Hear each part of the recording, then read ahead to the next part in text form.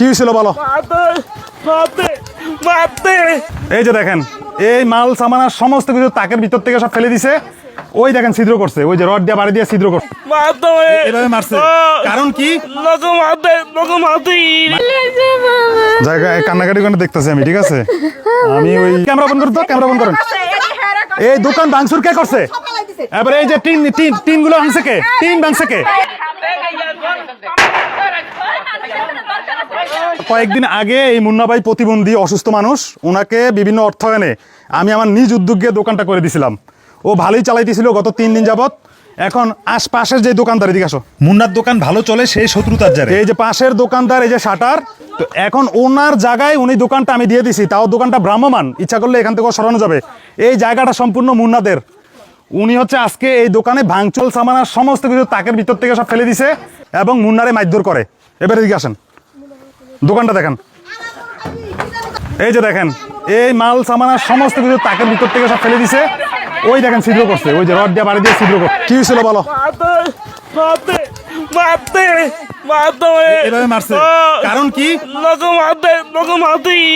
এখন তুমি কি চাও বলো? বিচার চাও? তোমাকে মারধর করছে, দোকান ভাঙচুর করছে। এবার একটাবার ভাবুন যে একটা প্রতিবন্ধী, ওরে হচ্ছে আমি দোকানটা করে দিছি গত কয়েকদিন আগে। ও দোকান ভালোভাবে চালাচ্ছিল, এখন পাশের দোকানদার ওকে আজকে এভাবে আঘাত করছে এবং আমাদের দোকান ভাঙচুর করছে। আমি আসলে আপনাদেরকে কিভাবে বুঝাবো, আর এটা শাস্তি কি হওয়া উচিত আমি জানি না।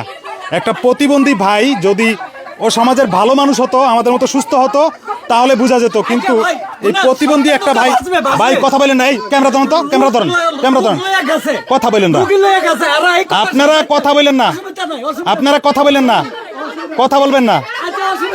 যাই হোক, এখন ওনারা এখনো ক্ষিপ্ত। আমি এখানে আসছি সরজমিনে দেখার জন্য। ওনারা এখনো ক্ষিপ্ত, মনে হয় যেন মানে মারমুখী অবস্থা। এখন আমার একটাই কথা যে এই সমস্ত যে অপরাধের কি শাস্তি হওয়া উচিত, আমি আপনাদের কাছে বিচার দিয়ে রাখলাম।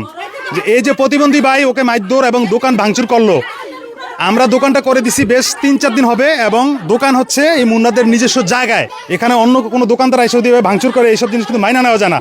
ওনার নাই কোনো পায়ের শক্তি, একটা হাত শুধু চলে, আর সব কিছু হচ্ছে উনি প্রতিবন্ধকতার মধ্যে আছে। একটা প্রতিবন্ধী ছেলে, ওর সাথে ওর সাথে কেন এমনটা করবেন আপনারা? দোকানটা তো আমার, দোকানটা তো আমি করে দিছি ওরে। যাই হোক, এই ভিডিওটা সর্বোচ্চ শেয়ার দিবেন। আমি চাই এদের শাস্তি, বিচার, আর কিছু না। ঠিক আছে মুন্না ভাইয়া, কি বলো? ঠিক আছে, কি চাও বলো? বিচার